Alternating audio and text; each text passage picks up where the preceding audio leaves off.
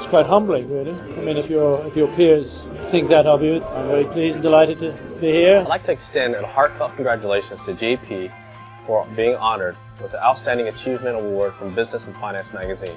You know, knowing who the previous winners are and the caliber of the judging panel, this really is an honour. We're going to be fine together.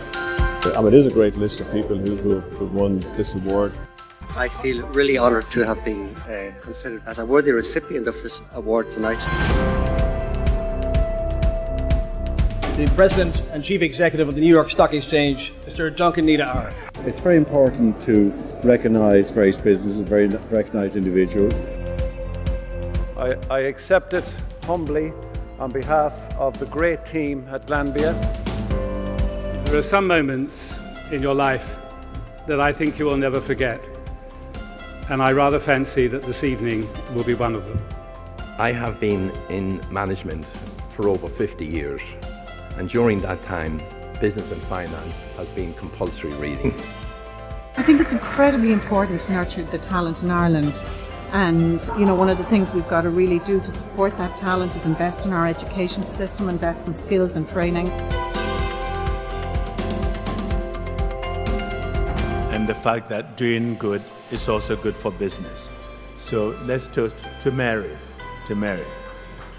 There's a lovely undertone of something about giving to others, something about thinking about others, and that has really been threaded through this evening. It's a pleasure to join you this evening on what has become a prestigious event for Ireland's business and financial community. Boldness has genius, magic and power in it. It's really important that we recognise business success in all its forms. Well, the awards are important in themselves, but it's a great privilege to be the honoree in respect of this particular award.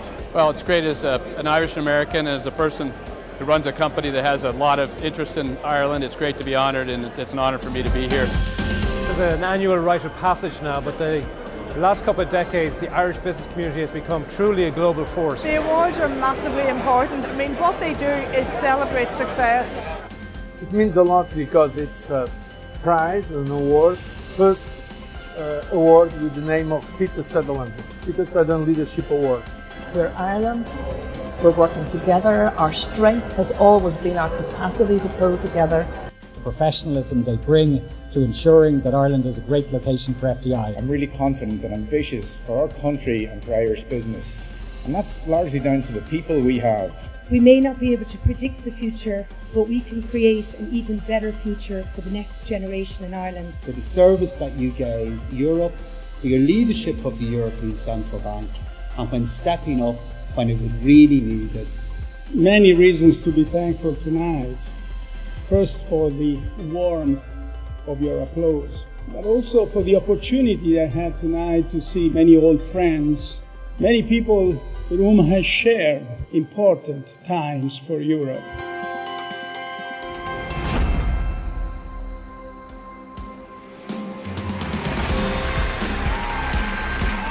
I'd like to welcome you all to the 46th Business and Finance Awards in association with KPMG. Thank you for joining us on this occasion to honour the best of Irish business across the year 2020. We're delighted to continue the awards' long-standing tradition and celebrate with you all in this, our new virtual world. Our theme for this year's awards is Reimagine, Reboot and Reinvent, as we celebrate businesses doing just that. You'll see the theme woven throughout the proceedings with contributions from a number of special guests. Business and finance has been at the heart of business in Ireland for 57 years since it was launched in 1964. It recognises the highs and lows, provides insight on the leaders behind the stories, and always promotes Irish business both at home and abroad. As part of our commitment to Irish business, Business and Finance curates a number of indices which are the foundation of these awards. In addition to our title partner KPMG, whose long-standing support we very much appreciate, I'd also like to thank our partners who are key supporters of business and finance across the year, not just today. So many thanks to IBEC, Enterprise Ireland, IDA Ireland, Matheson, Brightwater, Jaguar and the Irish Post. We'd also like to thank the patrons to our programme, HSBC, Iris REIT, First Derivatives, Sky Ireland, CPL, Maples, Intel, Smurfit Kappa, Norberg Labs and National Broadband Ireland. This year we had an outstanding response to our nominations process, and our judges were encouraged and inspired by the standard of entries. They had the unenviable task of deliberating over the shortlist, and as usual they did an exemplary job. I'd like to take a moment to thank our judging panel led by Chairperson Frances Ruane. And now please welcome Ian Hyland, publisher of Business and Finance Media Group, to say a few words. Good afternoon everyone, and it is a real privilege to welcome you to a very unique 46th Business and Finance Awards in association with our partners KPMG. This time last year, very few could have imagined the challenges that lay ahead for the Irish business community. The COVID-19 pandemic has brought with it the greatest period of volatility and uncertainty in a generation.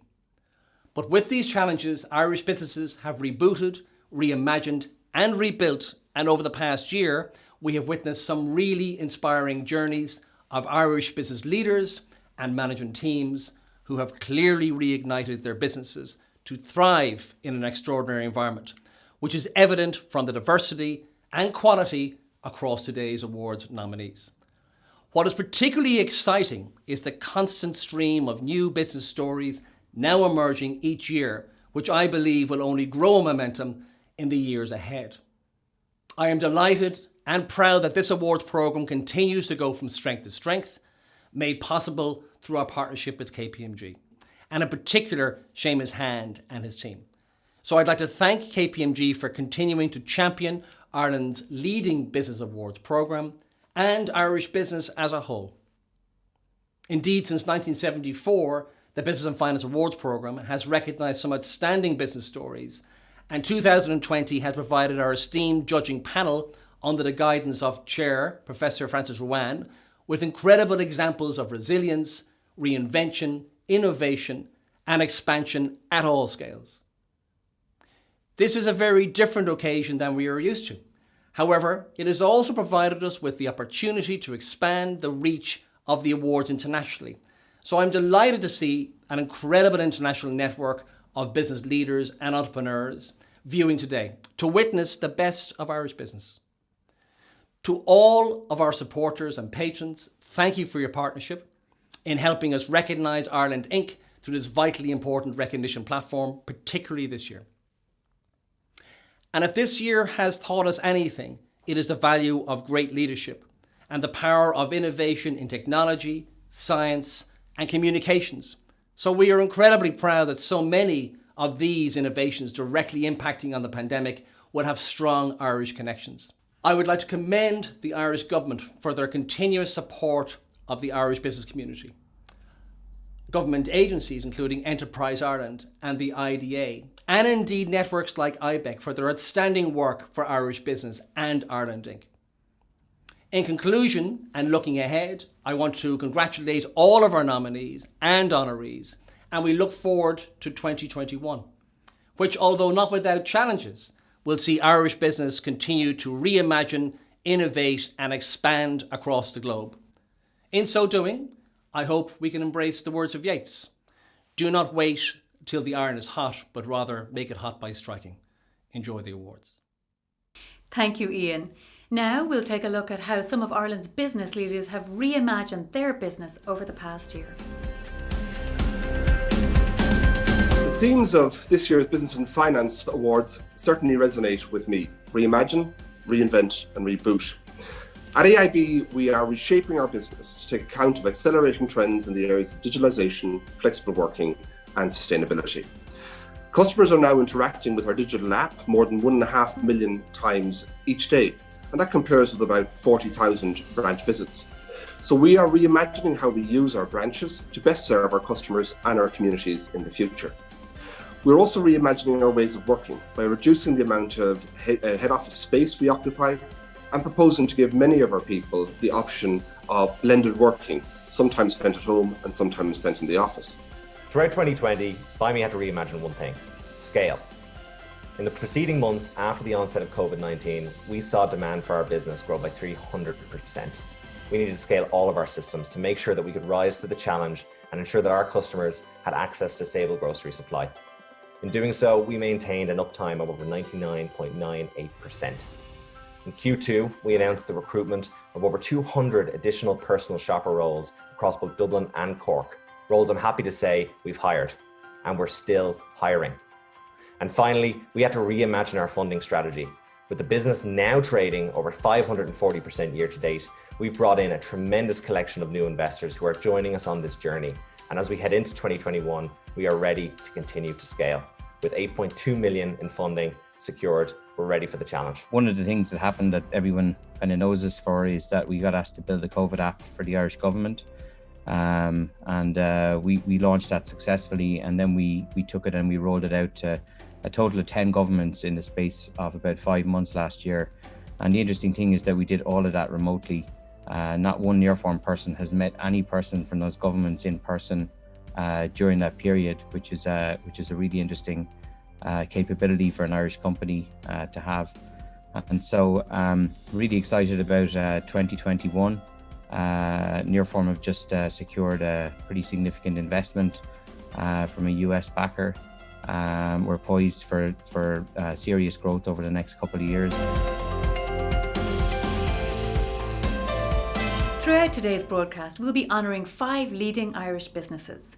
The first category is the Elevation Award, which recognises the fastest growing businesses on the island of Ireland.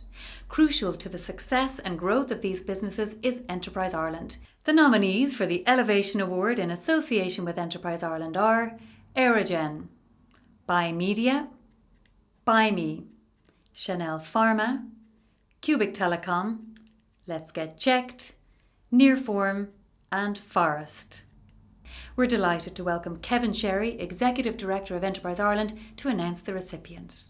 From startup over 20 years ago, over a butcher shop in the west of Ireland, this company has grown to be Ireland's largest indigenous medtech company.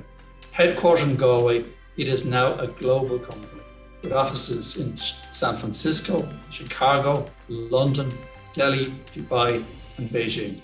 Just last week, they announced a new facility in Shannon that they plan to employ over 90 people.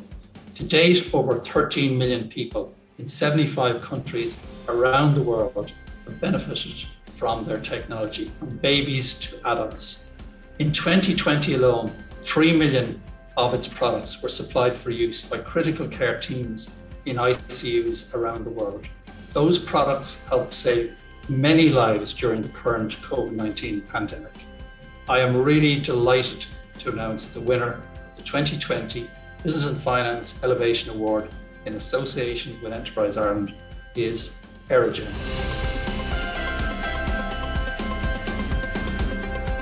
On behalf of the entire Aerogen global team, I'm delighted to receive the Business and Finance 2020 Elevation Award. We all know 2020 was an extremely difficult and challenging year for businesses. But I always say we see the true strengths of our organisation when they're under stress. For Aerogen, as COVID-19 seemed to be shutting the world around us, this meant we needed to ramp up production by over 50% in response to our customer demands. By doing this, we managed to send product to over 80 countries around the world, treating nearly 3 million patients in acute care ventilator settings, and ensuring that these patients received optimized aerosol drug delivery in their care. Impacting patient outcomes is what Aerogen is really all about.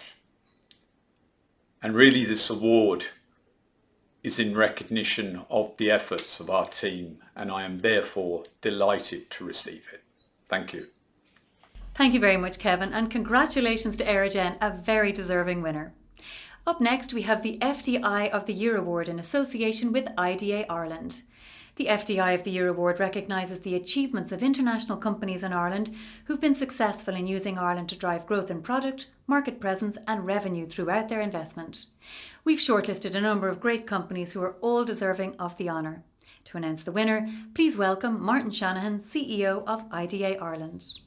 I am delighted to be invited by Business and Finance to again announce this year's winner of the Business and Finance FDI of the Year Award. Before I do that, it has been a difficult year for citizens, countries and companies, and we are still in the midst of a very difficult period. Vaccines and therapies have brought new hope that this will pass. Over the past year, we have seen FTI perform extraordinarily well in the context of a very difficult global operating environment. Sectors like technology, pharma, medtech and international financial services continue to drive the Irish economy. IDA recently set out a very ambitious strategy for FTI for the next 4 years, with targets of 800 investments and 50,000 new jobs.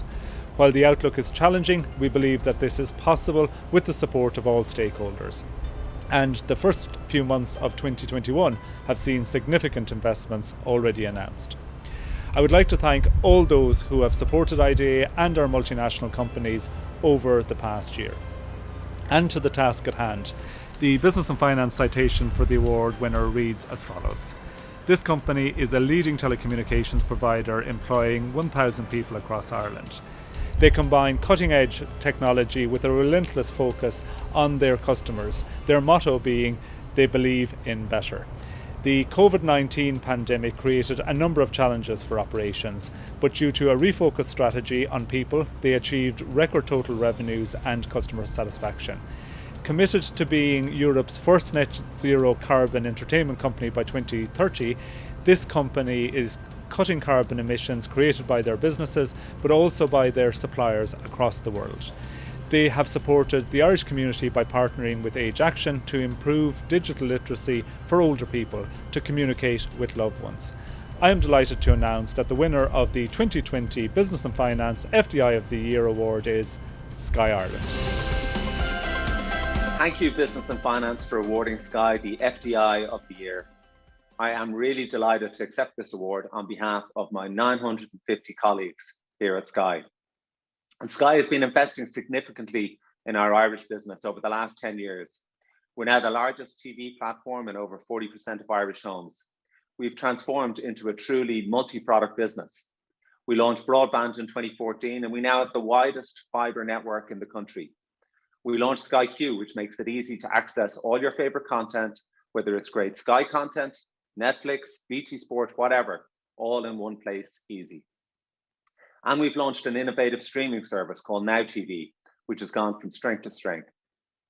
But the investment that I personally am most proud of is that investment in our people. I have almost 1,000 fantastic colleagues here in Dublin who have, over the last 12 months, have ensured that we are there for our customers when they needed us most. So this generous award is for them.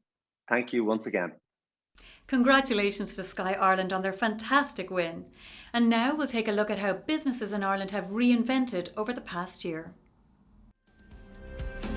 So IBEC, like the rest of the Irish business community, not alone had to recover from the pandemic, but also to reinvent ourselves. And I think the Irish business model is also capable of that reinvention. When we get back to full capacity again, I'm sure we will have a much stronger, more sustainable and more equitable economy. And I think this is something that we have had a chance to have that reset now.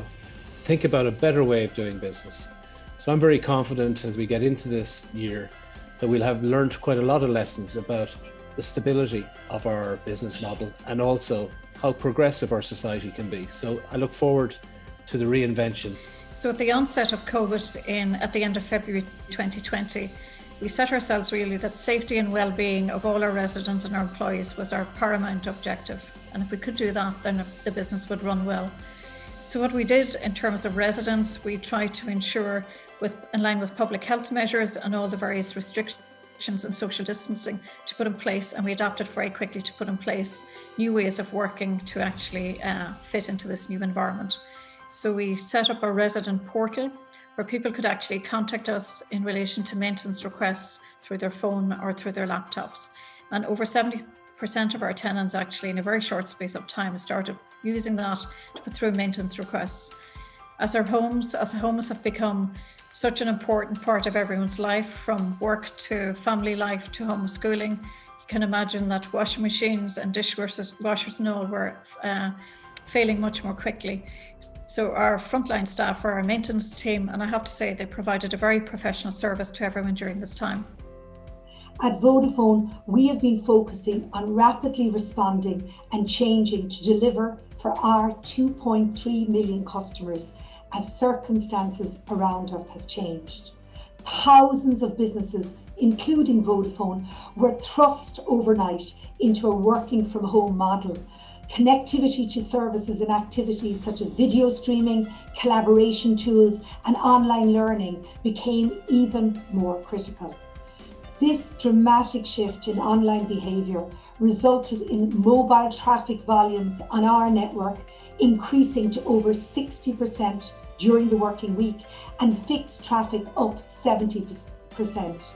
Our decisive, focused response by our team helped us to increase network capacity and manage demand, ensuring that our customers, their friends and families and businesses right around the country stayed connected.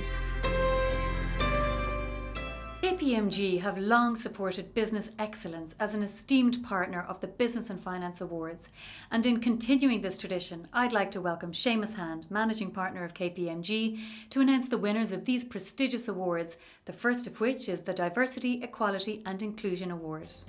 Good afternoon. At KPMG, we're very proud of our long association and partnership with Business and Finance in relation to these awards. The awards have evolved over time to recognise not just excellence in business, but to highlight themes of real substance and importance in business, of which diversity, equality and inclusion is clearly one, and is one we really believe in KPMG. It's clear that an inclusive business in which people are treated with equality, dignity and respect leads to success for the business, its people and society. I'm delighted to support this new award, and I think it's particularly appropriate in the current environment where we've witnessed the positive impact of a diverse, equal and inclusive leadership at government levels around the world in terms of how the pandemic has been managed. I believe these are important lessons in this for all business leaders. And now we'll hear from some great companies that have made really impressive progress on this agenda.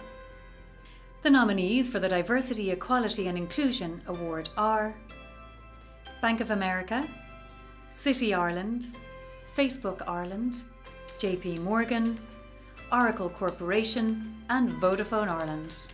This year, the Diversity, Equality and Inclusion Company is an organisation which has shown a commitment to all, introducing new programmes and policies enabling positive action in areas such as domestic violence, neurodiversity, non-birthing parents and gender identity, to name a few. While this organisation has demonstrated that they continuously improve organisational policies, procedures and culture, they also showcase that investment in the local community is imperative in enabling advocacy work to continue in wider society, an area that really helps set them apart from the other nominees. Their commitment to continuously develop inclusion for all and the impact of these programmes was clearly demonstrated. I'm delighted to announce that the winner of the Business and Finance Diversity, Equality and Inclusion Award in association with KPMG is Vodafone Ireland. Congratulations to Anne and the team.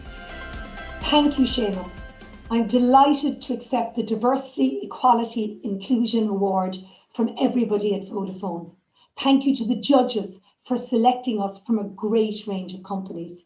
At Vodafone, we talk about inclusion for all as a core part of our purpose, so that everyone can bring their whole selves to work, whether that be from a gender, LGBT+, ethnicity and disability perspective. We're so proud of the work that we've done. At Vodafone now, over 54% of our leaders are female. That has given us a great platform to build out so that everybody feels and belongs at Vodafone. I know that having such a diverse range of opinions, skills and backgrounds has helped us deliver superior business results. So have a great evening and thank you again. Thanks so much for that, Seamus, and congratulations to the team at Vodafone. Now we'll take a short break from the awards. I'm joined by an impressive panel of guest speakers who'll be sharing with us how their businesses are scaling up in 2021. Please welcome moderator Olivia Lynch, tax partner in KPMG. Hello and welcome to the Business and Finance Awards Panel Spotlight in association with KPMG. I'm Olivia Lynch, tax partner with KPMG Ireland. And after an extraordinary year of upheaval, it's time to look ahead. So the theme for today is scaling your business in 2021. We'll be speaking with the business leaders behind some of the most successful companies to get their views. And if tweeting today, please use the hashtag BNF Awards to be part of the online discussion.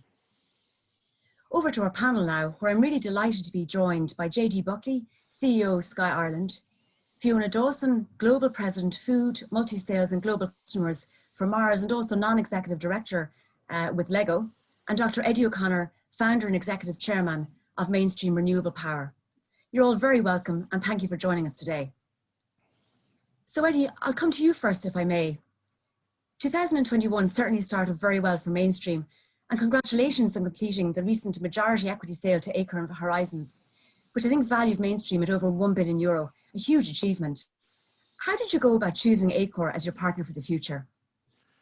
Well, thanks very much indeed, Olivia. The way we did it was we retained Rothschild as our, if you like, our engagement partner with the rest of the world in about November 2019, and they, said, "Come on and come any, like you do. You're looking for the best price that you can get, and the best conditions." So there was a lot of utilities interested in where we were, but Aker, represented something really special in terms of what we were looking for. They didn't want to, like Scottish and Southern had done, more or less do away with the management of Airtricity, which was the former company we had. They wanted to hold on to the management. They wanted to hold on to the chairman. They wanted 75%, not 100%. They're an extremely entrepreneurial company. And we could be killed if we joined up with the big bureaucracy. So we had to keep this flame alive, this entrepreneurial spirit. And here was a company trying to reposition itself. It was huge in shipping and fishing, in oil and gas, actually, in underwater stuff, and they wanted to get out of that over time, but also to become big players in our industry. So they entered the process very late, actually. They were really probably only about last September did they really engage. But our staff always said, they asked the most intelligent questions. They asked about half the questions everybody else asked, but they were always the brightest ones. So at the final point, they're Norwegian. Now, the Norwegians, when it comes to combating global warming, are way ahead of us here in Ireland. They're way ahead of almost every other nation. They've committed huge amount of resources to it. And the Norwegian government are investors in Aker. It's very interesting for me, as an Irishman who couldn't get any kind of backing at all here in Ireland for any of our ventures. When you look at Aker, there's the Norwegian government are huge shareholders there. And so the issue we always had was access to money. Now with Aker, we have complete access to big money from the government and intermediate money then from the company itself. It does sound like it's going to give you great opportunities to, I suppose, move ahead in the future, and best of luck with that, Eddie. Interesting times ahead. And maybe JD, over to you. For Sky, like so many businesses, 2020 has been a unique year, but it's also been a year I can see of impressive milestones, with record customer numbers, a presence in 40% of Irish homes, I think, best-in-class customer service, and all against a backdrop of your highest ever people scores. For businesses listening today, what can they take from your approach to expansion and executing your plans? Well, I mean, you're right. 2020 was certainly a very unique year for everybody, and it wasn't the year that any of us had planned. And look, we had disruption like most businesses. We weren't allowed to enter our customers' homes during periods. So, servicing their broadband issues was an issue. We had to close our retail footprint for much of the year. And of course, live sport stopped for all of us for a period of time, which had a big knock-on impact on our TV business. So we quickly put together a plan, and it really focused on two things. One, focused on our people, and two, our customers. So, on our people, we decided we were going to make our people our number one priority. We've got 1,000 people in an office in Dublin, or at least we had. We got them all out and home safely, got them the tools they needed to do their work. Now, anybody from a corporate background would know that project would have taken about 2 years, and a big project plan beforehand, and a lot of governance and all that. And obviously we did it in a couple of weeks, and our people, have to be thanked for that. We put in a lot of stuff around making sure that their well-being was looked after, whether it's mental health initiatives or Feel Good Fridays, where they could take a few hours off on a Friday just to do whatever they want to mind themselves. And then we dialed up our communications in a big way. So we started talking to our people much more frequently and much less formally than we would have had in the past. You know, in the past, it would have been big set pieces, you know, on a monthly or quarterly basis. This was like you were dropping into meetings on Zoom. You were doing weekly all hands sessions. And I think that sort of informal, but much more frequent communication style really went down well. And then the second point is focusing on our customers. You know, Sky is a business that's known for, you know, going out and winning new business the whole time. We decided, listen, you know, we really need to focus on our bread and butter and make sure our existing customers are happy and have what they need. And luckily that translated into our best ever churn, probably our best ever customer service metrics in the industry. And thankfully, you know, we didn't lose many customers over the period. So I think they'd be the two key things. But lastly, I would say people need to be flexible. You know, we found that we weren't able to sell traditional Sky TV for a period, so we pivoted and we started selling Now TV, which is our over-the-top service. Yes. I think that flexibility then just made sure that we were going through the year, still growing our customer base and still looking after our existing customers. Brilliant, JD. I think themes we might hear repeated in this panel discussion: people, flexibility, and also customers. So really, really useful. And Fiona, you know, businesses have faced unique challenges, no doubt, over the last year, and like such unprecedented changes, for example, in routes to market and, you know, consumer behaviours. And you've spoken before about the power of disruption in defining business models to achieve growth. Can you expand on this, and what advice would you share with businesses to maximise the benefits of these disruptions?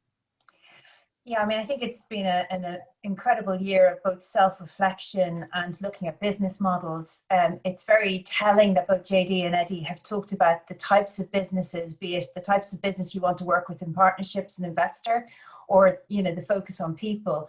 And this importance of being obsessed with the kind of business you are, the purpose that you have, unlocking that, but then being obsessed with your customer base as well. And through every disruption comes sometimes the greatest period of creativity. And because it frees you from the norm. You know, last year we all had plans, you know, as, you know, fast moving consumer goods, FMCG as we're known. We work across pet care, confectionery, which is probably where most people know us, and our food businesses. And we saw very different dynamics across that, from an increase in pet ownership through, you know, lockdown periods, through to some of our markets completely drying up. And you had to really make sure you moved your resources around, you looked at your people. But if you think about food habits and how they're changing, we're seeing a massive increase in direct to consumer. Okay. You know, again, as JD talked about, things that would have taken years, we've now leapfrogged from a consumer behavior perspective, and making sure we're absolutely in tune with that. Now, it brings other challenges, because you've got things like, how do you regulate, say, small kitchens that are producing food? How do you make sure that you've got the same standards that you'd have in classic companies? But I think freeing business from the traditional norms, the bureaucracy that can hold people back. I mean, Eddie talked about big businesses can kill entrepreneurial businesses. That's absolutely true. I think what 2020 gave big businesses such as ourselves was a chance to be truly entrepreneurial and then to unleash the power of our people. Brilliant. So again, I suppose, Fiona, that point on people, flexibility, and I suppose innovation, I suppose, going through it all. Super. So Eddie, maybe moving back to climate, it's clear that climate is a dominating issue for the future, and the change in the US administration and the news from China, Japan and Korea around their commitment to net zero carbon by 2060, you know, all bodes for, I suppose, the political willingness on climate change at this point. And you're in business 25 years plus, Eddie, now. So what role do you see yourself playing in the global drive to a net zero future? Thank you for that question. You know, there's no point in looking upon this transition to sustainability as just an opportunity to make money. You really have to believe what you're talking about, because whenever you interact with politicians or civil servants in a foreign country, they don't really understand, you know, what's gone wrong with this CO2 in the atmosphere and the enormous damage that's being done. There was $2.9 trillion worth of damage done to us, the people of the world, in 2019. there probably was about the same done in 2020, even though we had reduced our emissions. So, when you go to a new country, you have to interact very strongly with the politicians that are there, because policy determines everything for business. The government of the country and of the day, they write the rules on which businesses play. We're, if you like, kind of single purpose entities.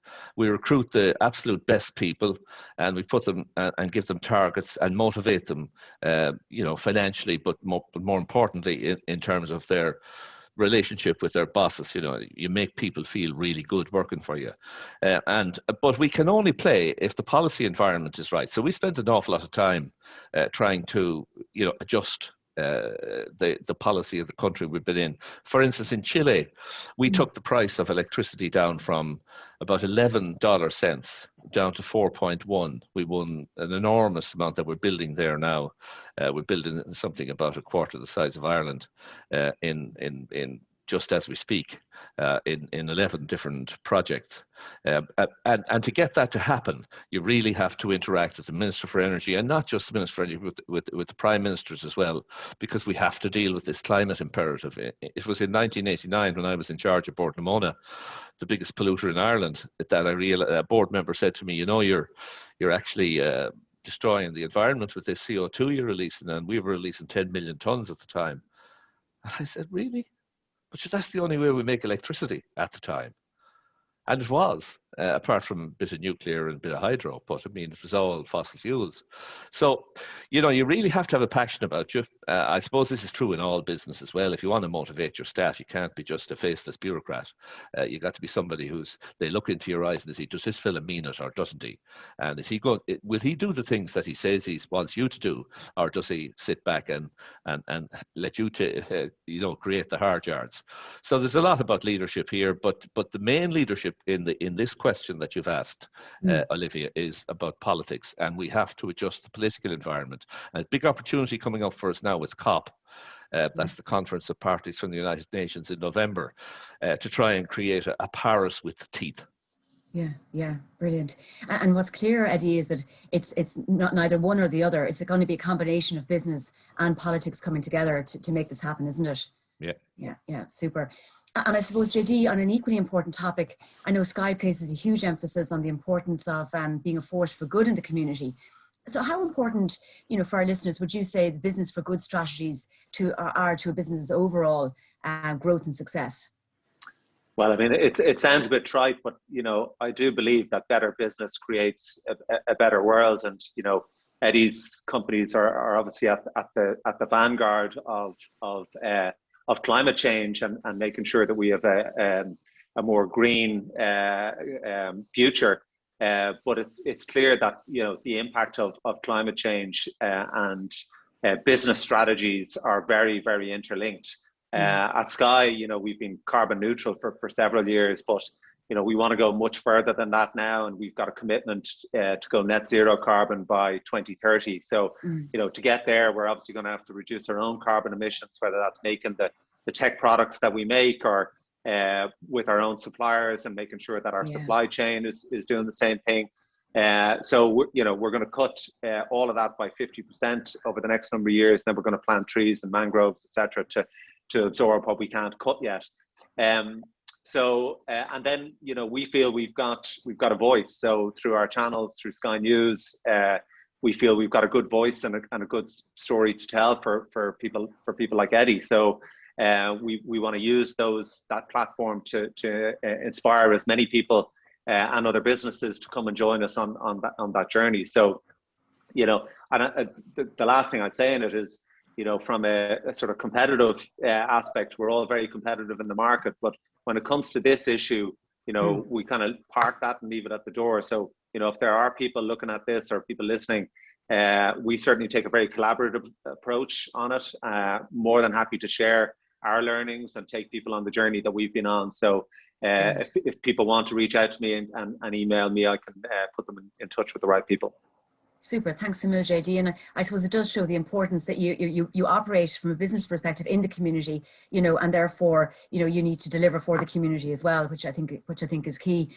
And Fiona, Like I saw the recent launch of the Mars Food Purpose and Action Report, where you've set yourself, I think, really ambitious targets for 2025, including to drive your brand's purposes. And I suppose, again, for the audience today, how does a business go about harnessing their purpose for growth for their future? I think we've touched on it a little bit in terms of this point of consistency. Your first and most important audience are your employees, or as we would call them, your associates. They've got to know that what you're saying on the outside is absolutely consistent on the inside. That's the starting point. I think, you know, I'm very lucky to work for a privately held company. You know, we've got sales in over 80 different markets and in excess of 35 billion across all of our portfolio. But working for a family business, we talk about multi-generational thinking. And that gives us the freedom, if you like, to be able to take some of these longer term plays. So whether it's areas such as, for us, it would be around plastics, and how do we tackle the huge issue on plastics, not just in the developed world, but more importantly in the developing markets, where they've got no infrastructure whatsoever. And in fact, they're often the recipient of a lot of this plastic waste. But as JD touched on there as well, it's not just what you do for the environment, it's how your brands can interact with your various consumers. So last year was not just a year that was marked by the COVID pandemic, but also through Black Lives Matter and the deep levels of social unrest and racial diversity that we saw coming to the fore. Now, as a champion of gender diversity, I think I could always tell you a gender stereotype, and we've been very careful not to have that in our advertising. But racial stereotypes were much more subtle, and we saw lots of unconscious bias. And in fact, one of our biggest brands, called Uncle Ben's, you may say, well, why are you changing that? But for our audience in the US, Uncle was seen as a pejorative, although people weren't speaking out about it. But once your consumers tell you something, you have to change. You have to move with the times. You can't just excuse the past and say, well, this is who we are. You have to move forward. And I think this is what multi-generational thinking is about. It's not about harking back to the past, but moving forward, whether it's through a pandemic, through racial injustice, through climate change. There is a future, and you've got to decide whether you want to be part of it or be stuck in the past. Super. And Fiona, I suppose you have to listen and, you know, and never stand still. I think that's the key. Absolutely. Yeah. And Eddie, I suppose back to you, and I suppose back to Ireland as well. When we talk about the climate agenda and decarbonisation, you know, what does all this mean in an Irish context for Ireland and for Irish businesses? Yeah, well, thanks very much, Olivia. It's the same for every country in the world. You know, once you put a ton of carbon dioxide up into the atmosphere, it doesn't matter whether it comes from Patagonia or Siberia or Ireland. It's there in the atmosphere, and it's going to dilute and contribute to global warming. So every country has to play its part. We in Ireland have belatedly, I think, embraced the green agenda with the programme for the last government, and they've talked about building 30,000 megawatts off the west coast and south coast of Ireland. Now, of course, this can't be done without a grid. Electricity needs a grid.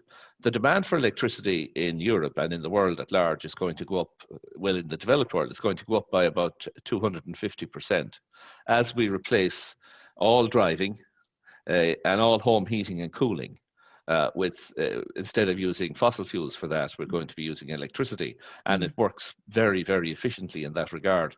But we needed a grid, and we recognized this. I recognized this back in 2001, and we came forward with this concept of the supergrid. Now we set up a company called Supernode, which is designing a whole new transmission grid. We're not big on physical if you like, development, research and development in Ireland. We're very big on pharma research. We're good at, you know, the Collison brothers doing their, you know, their coding and their, you know, IT development. But when it comes to we never had an industrial tradition in Ireland. So what we're attempting here with Supernode, and I'm happy to say we have a fantastic company, is to allow Ireland to play its part in the nations of Europe. We've the best wind resource of any country in Europe. And there's a huge market there waiting for it because Europe doesn't have enough green electricity. So we've put a lot of effort into this company called Supernode, and we should be coming to the public markets within, well, hopefully within a year, but certainly in the future. Super, Eddie, and I've read about it and just the innovation, I suppose, and when you read about it, the necessity of it actually is quite clear. So it'd be great for Ireland to play a big role in that on the global stage as well. So I'd say we'll keep a close eye on that. And speaking on our theme then, JD, today, which is obviously around scaling for business of 2021, I'd love your insights on what you think the business landscape will look like for 2021 and beyond. I suppose against that backdrop, what are the ingredients for a successful scaling and expansion strategy? I think, listen, it's a really good question. I don't think any of us can predict the future anymore, given what's happened over the last sort of 12 months. But, you know, I think Fiona mentioned it earlier that, you know, change is inevitable. So if you stand still, you're dead. And the only thing that I would observe is that over the last even 5-10 years, the pace of change has just become incredibly fast. So we all know that 2021 is going to bring a lot of change. You know, in our world, you know, everybody's into video nowadays. So, you know, we're competing against, you know, big behemoths like Amazon, like Apple, like Disney. And we know we have to up our game. We know that we have to invest, and we know we have to have a laser focus on what our customers want. So, you know, our operating model, we're a bit FDI, but we're a bit, you know, Irish. You know, we've got 1,000 people, as I said, in Dublin on the ground. We take the best of what Sky Group and what our parent company Comcast can have to offer in terms of product, in terms of technology, in terms of financial resources, in terms of content, and then we tweak and we tailor it for the Irish market. And that has proven very effective over the last number of years. So I think laser focus on what customers want. And then I think the second thing is to be flexible and always to be looking for other opportunities. And I'll give you an example. You know, we're always looking at how we can diversify, because we're a subscriber business. We've got a big customer base, but how we can then leverage that is something that's really interesting to us. And I think if you look at how we approach streaming, for example, so, you know, the likes of Netflix and various people were out there with streaming services going back, you know, to 2010. And as a platform business, we could have kind of said, this is a really tough market, you know, and let other competitors come in and eat our lunch. But we took a slightly different tack, and we kind of looked at it from two ways. Number one, we said, actually, let's compete in that market. So we launched an OTT business called Now TV. And that has been incredibly successful. It's a straight to streamer type product like Netflix.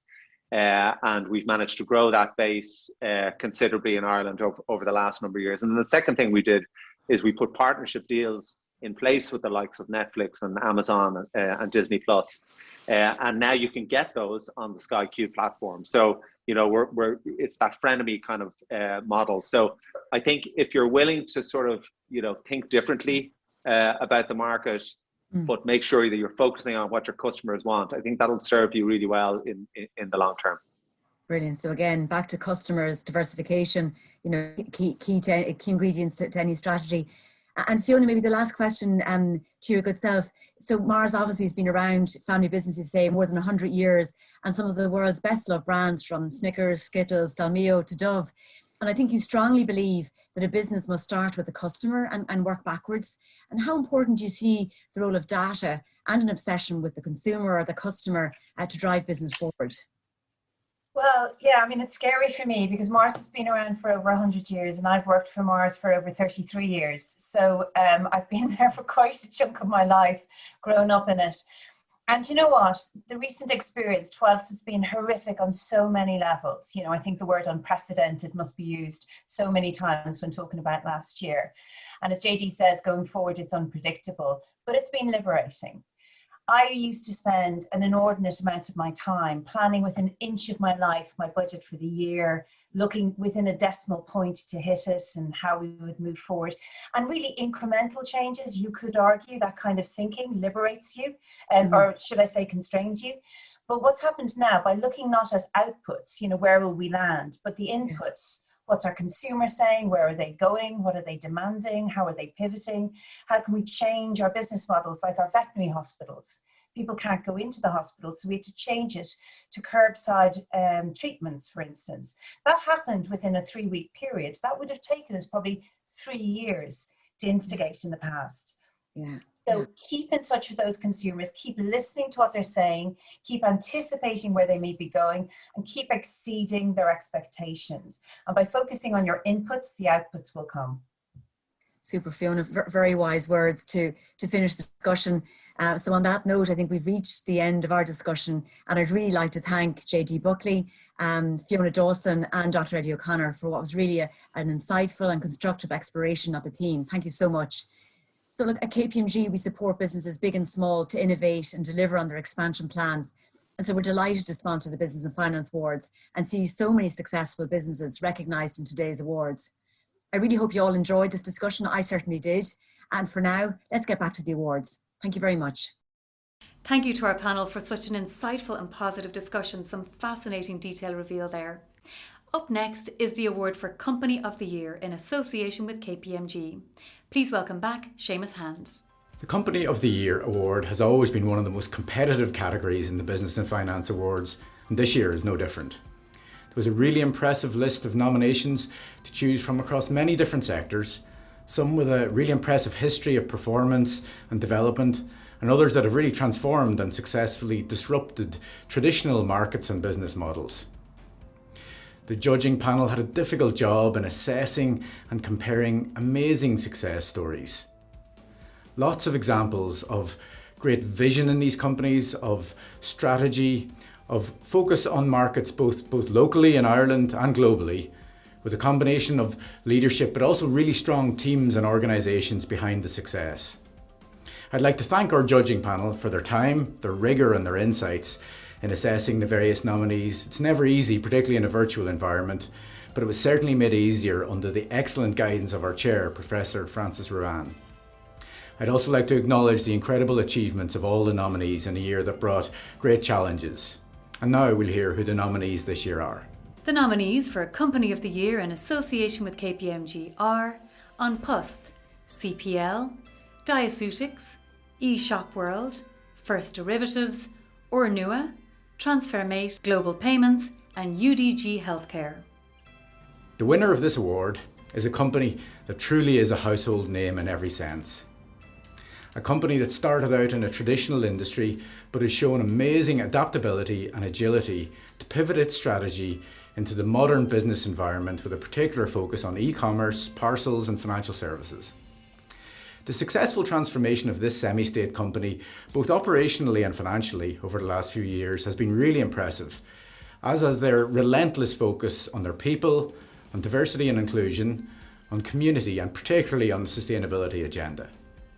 Throughout the COVID crisis, I think I speak for all of us when I say how proud we were and are of the role that this company and all of its employees around the country played in ensuring that we stayed connected, particularly with some of the older and more isolated and vulnerable members of our communities. And it gives me great pleasure now to announce that the winner of the Business and Finance Company of the Year Award in association with KPMG is An Post. Congratulations to David and the team. Thank you so much, Business and Finance. I'm absolutely honoured to accept this award on behalf of An Post. 2020 is the year we've really lived up to our purpose. Our purpose is to act for the common good now and for generations to come. I have to thank our incredible frontline staff, whether it be our postmen and postwomen or people in our post offices. They have been extraordinary throughout this pandemic. And then, of course, all the people who've supported them and helped deliver a service that is something that is above and beyond what we ever imagined we'd be able to do. I have to thank my fantastic management team. I'm so proud that I have the best management team of any business in Ireland. And it's a team that day and night keeps innovating, keeps coming up with new ideas, keep thinking of new ways to serve customers. And customers, of course, are everything to us because we are owned by the citizens of Ireland. We're owned by our customers. And so it's what we get from our customers and the thanks we've got and the appreciation we've got. That's what gives us the strength and the courage and the energy to keep fighting on against all of the things that are happening that make it so difficult to deliver a business in these times. We've had a fantastic year. We've really enjoyed keeping Ireland trading, keeping customers going, and we really look forward to innovating for the future and certainly being a major part of helping Ireland's recovery post-COVID. Thank you again, Business and Finance, and thank you all for this really great honour. Congratulations, David, and everyone in An Post. Up next, we'd like to share with you how some of Ireland's business leaders have been rebooting for 2021. Here, they shared their stories of success. So I know when people hear words like reboot and reinvention, it sounds so intimidating if you're a business leader just trying to survive right now. For me, the key to success over the past year has been keeping in mind that we're not returning to some new normal. We're entering a period of the never normal, but the only constant is going to be change. Change to the way we do business, change to the way our teams work, the way our customers, what they're going to demand from us. So in this period, I always think in my mind of that great line from Jeff Bezos of Amazon. He said, to be successful in this kind of environment, the secret is to be stubborn on your vision, but very agile on the detail. So understand why your company is relevant today, how you can survive every single day by serving your customers better, understanding their problems better. Everything else flows from that. So for me, the key is not to be reinventing yourself, but to become more resilient and more relevant to your customers in the future. That's the secret to the success of a business leader in the age of the never normal. CPL's transformational talent strategy has enabled us to grow and reboot in what are extremely challenging conditions for everyone. Our strapline is Work the Future, which demonstrates our commitment to working with our colleagues, with our clients, and our community to face the future with confidence. As we reboot, the health and well-being of our employees and our clients is our top priority.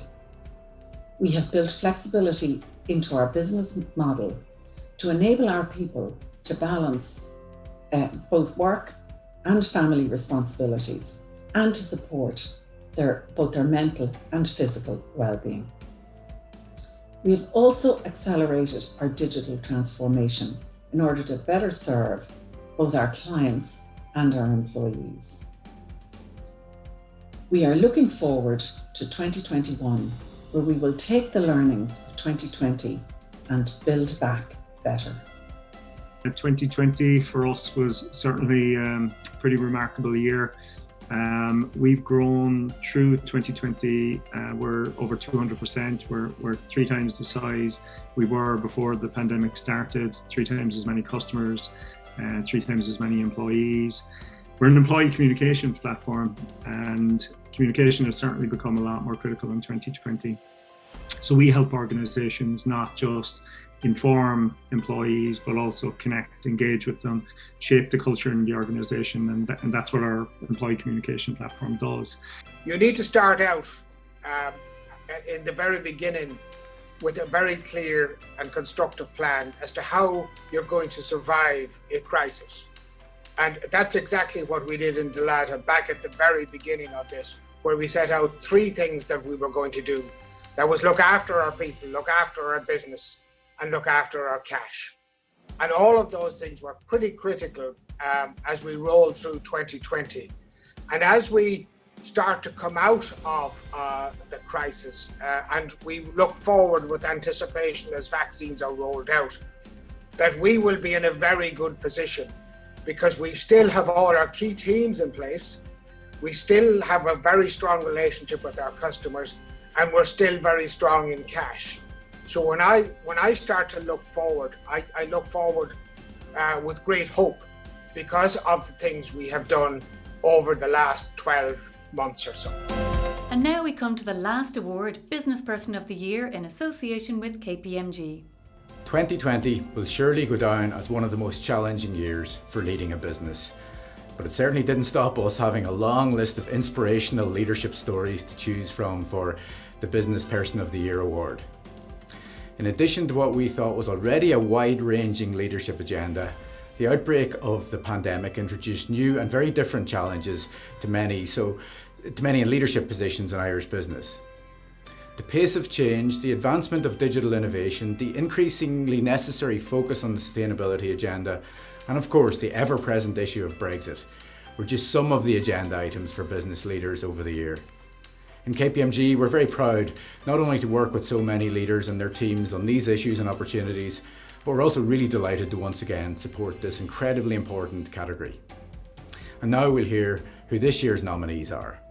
The nominees for Business Person of the Year in association with KPMG are Brendan McAtamney, UDG Healthcare, Carolyn Lennon, AIR, Cathal Friel, Open Orphan plc, David McCourt, National Broadband Ireland, Harry Hughes, Port West UC, Joe Hogan, OpenNet, John Power, Aerogen, Margaret Sweeney, Iris Reet, Pat McDonough, Supermax, Peter Keeling, Diaceutics, Sinead Fitzmaurice, TransferMate Global Payments, Tina McKenzie, Staffline Recruitment Ireland, and Tommy Kelly, eShop World.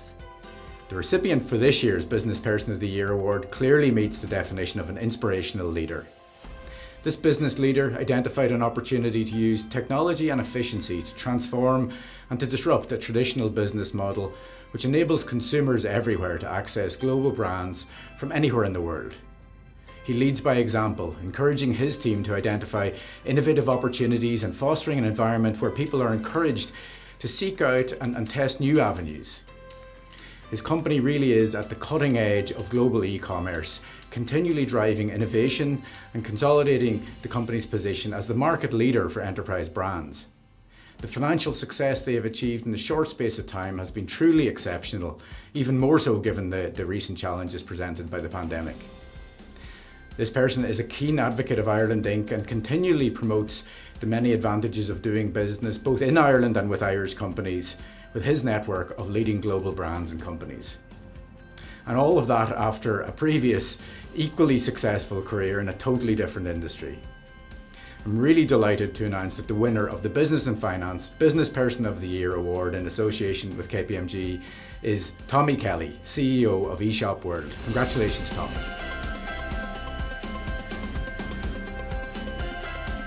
I say a big thank you to everybody, both the judges and all the participants. I'm totally surprised to have received this award. It's a great honour and pleasure. A little bit taken aback to be sitting here accepting this award. So I would like to say again a big thank you to also all the people that support me in day to day in running the business. So it's again a total surprise. A very pleasant surprise, I must say. So a big thank you to everybody, the organisers, the judges, and all the participants. And I'm really proud to be a recipient of this award. Congratulations to Tommy Kelly of eShop World, and thank you, Seamus. That brings us to the end of our first virtual awards broadcast. A sincere thank you to our headline partner KPMG for their support across the 12-month awards programme. These awards really show the strength of Irish business and what one small nation can achieve. Supporting both this drive and today's awards are some truly great companies who share our passion for recognising business excellence. These include our executive search partner Brightwater Executive, Matheson, our legal partner of choice, Jaguar Executive Car Partner, our media partner Irish Post, the IDA, Enterprise Ireland and IBEC.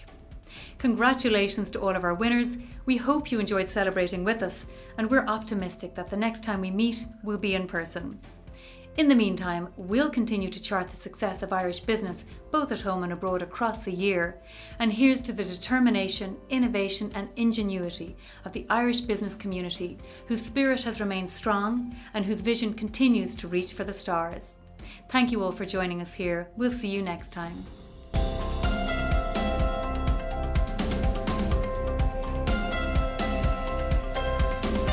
The winner of the Business and Finance Business Person of the Year award in association with KPMG is Tommy Kelly, CEO of eShop World. So a big thank you to everybody, the organisers, the judges and all the participants, and I'm really proud to be a recipient of this award. The winner of the 2020 Business and Finance FDI of the Year award is Sky Ireland. The investment that I personally am most proud of is that investment in our people. I have almost 1,000 fantastic colleagues here in Dublin who have over the last 12 months have ensured that we are there for our customers when they needed us most. The winner of the Business and Finance Diversity, Equality and Inclusion Award in association with KPMG is Vodafone Ireland. We're so proud of the work that we've done. At Vodafone now, over 54% of our leaders are female. That has given us a great platform to build out so that everybody feels and belongs at Vodafone. The winner of the 2020 Business and Finance Elevation Award in association with Enterprise Ireland is Erigen. This award is in recognition of the efforts of our team, and I am therefore delighted to receive it. The winner of the Business and Finance Company of the Year Award in association with KPMG is Ann Pust. Customers, of course, are everything to us because we are owned by the citizens of Ireland. We're owned by our customers. And so it's what we get from our customers and the thanks we've got and the appreciation we've got. That's what gives us the strength and the courage and the energy to keep fighting on against all of the things that are happening that make it so difficult to deliver a business in these times.